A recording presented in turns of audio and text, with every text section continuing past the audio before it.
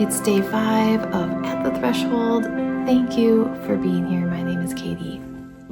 So until this point, I've really been talking a little bit about closing out this past chapter, the past year, with intention and with kindness. And also just acknowledging that every beginning implies an ending. Today, I want to talk a little bit about beginnings. Now, from my personal experience and from the teachers that I follow and through my reflections and observations, I think there's 2 types of beginnings that I want to honor today. The first is going to feel a little bit like I've been talking about, but the first beginning really can often be more about what I don't want anymore. What I can't do anymore. But in those times, you may not know what is next. All you know is what you don't want. I've experienced this, I think, in my life when I'm going through the biggest changes.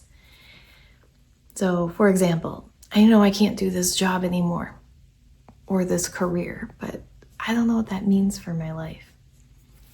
When I felt it probably the most poignantly was when my marriage was coming to an end. I knew that that was happening. I could feel it in my body even, but I couldn't imagine what that meant for my life. And so if you're in that place, there is this courage in trusting that your inner knowing and trusting everything that you're feeling to take a step away from something, sort of like what we've been talking about in the last couple days, and that creates room and space for the new beginning. Richard Rohr teaches that a lot of real transformation happens in these in-between stages of life. The other type of change is a bit of the opposite. It's when you have this knowing that you should be doing something and you have yet to start. In a way, this is a blessing because you've got some guidance of what you should be doing.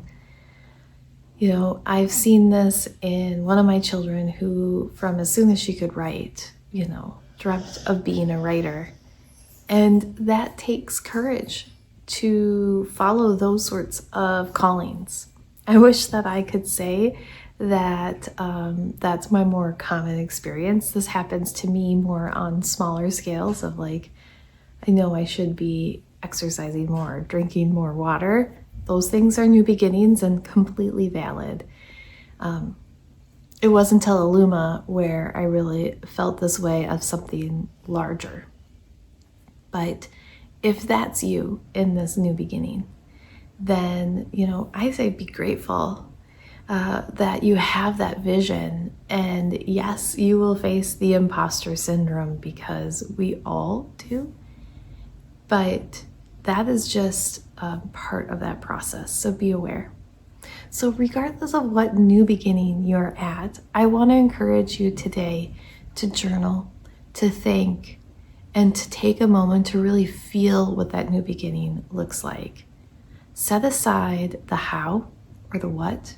It might not be known to you if you're in that first group of people in endings. And if you're in the second group where there's something you should move towards, you might get hung up on the how do I make this real. Today, really just lean in to the feeling that you want. How do you want this to look in your life? Not making it real, but what is the impact? What is it that you want from this that is so interesting? Or if it's something you're like, I don't want this anymore, what's the feeling you want? You might not know how to make that happen, but I can trust that you can find the words of what you want in your life because of whatever that next thing is. So with that, I want to leave you with a quote from Richard Rohr. I have found his teachings to be both affirming and challenging, and if you don't know his work, you should definitely check him out. But Richard Rohr says, we don't think ourselves into new ways of living. We live ourselves into new ways of thinking. Thank you for joining me.